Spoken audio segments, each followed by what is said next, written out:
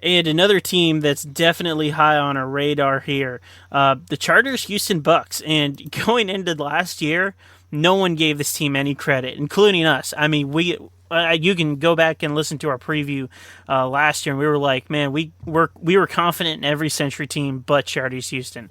And Charters Houston came out last year, and they didn't look good against York, but they came out and beat Beth Center 21-6. And I know that game was a game that we looked at, and we were like, huh. Because Charters Houston's defense really shut down the Bulldogs. And then they were tied at halftime, I believe, 14-14 with Wash High. And then Wash High came out and kind of slammed the doors on them. And then they beat Charleroi 48-13. They kept it close with Frazier. Probably should have won that game, honestly. So it ended up beating Waynesburg 40-14 in a blowout, at the end of the year. So Charters Houston returning a lot of guys. They're losing maybe one of their best athletes in years in Jimmy Sadler, but, they return a lot. What are your thoughts here about Charters Houston? Yeah, first things first, I want to apologize to all the Char Houston fans out there for last year being so down on them. But hey, they like you said, we know now how bad Beth Center was last year. But when they first beat Beth Center, that they did at Beth Center, that really opened my eyes up. If you guys remember this time last year, I say, and how good Char Houston was. When I played them as a senior, and they were really freshman heavy when I was a senior. These freshmen are now the seniors, you see, possibly leading the Bucks to a playoff. But I said, I really think these guys can compete for a championship in the Tri-County South. The only thing that's going to, lack for a better term, screw them over is getting bumped up to Double A, and that's what happened. But they held their own in Double A, and they were a 2-point conversion away from, taking Frazier for the third spot. Not that that would have got them in the playoffs, but still a lot better, good momentum heading into this year. But return, Terry Fesco, coach's son, a quarterback, Nathan Cavallo, a senior running back. Look at Tavion Miller. There's two stud running backs right there. Colton Craig, wide receiver. Jake Mealy. They just return a lot. Jordan Earson, another one. They return a lot of really good talent.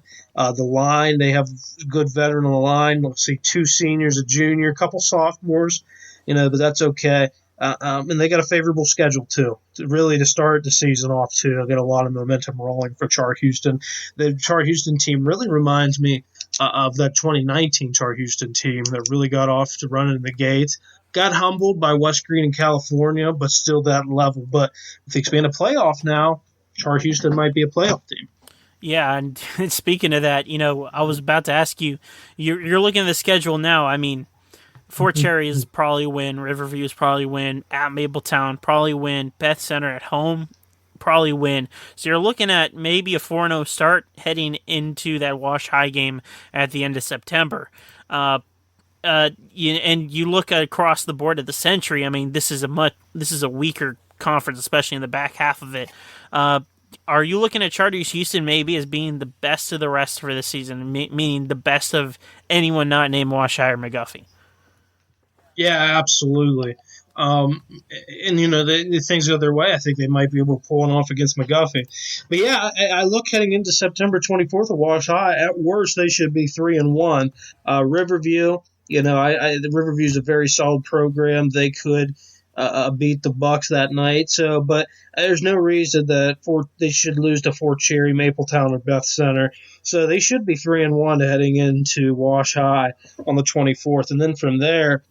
They host Charleroi, they're at Frazier, host McGuffey at Waynesburg, and they got an open date as of right now for that last week of the season. That's an interesting date. I'd kind of be shocked if they get one, or not necessarily get one, but want one, as they have it in the last week of the season. Why schedule another game that doesn't matter right before playoffs, and you might, have a couple guys go down to injury. So if I were to guess, I'd say that open date will stay open. Yeah, but California and Bell Vernon both did the same heading into the playoffs last year. I just think I just think that'd be the smart thing to do, would just not have that game, because it's going to be an on-conference game. Obviously, it's not going to matter retrospectively, unless you'd schedule like a Sarah Catholic, who, if you beat Sarah Catholic, you might get a better playoff seed. But I just think it's not worth the risk. So, but their schedule's favorable, non-conference very favorable, with Fort Cherry, Mapletown, so two of the three. So, yeah, this Char Houston team, I think people really need to be on the lookout for them, because it's like I said, kind of like we talked with Charlotte, a lot of seniors, very talented kids that have been playing since they were freshmen, and now it's their time to really, open it up, one last hoorah, and make the playoffs, and bring a little bit of normalcy back to Houston, Pennsylvania. This is a program that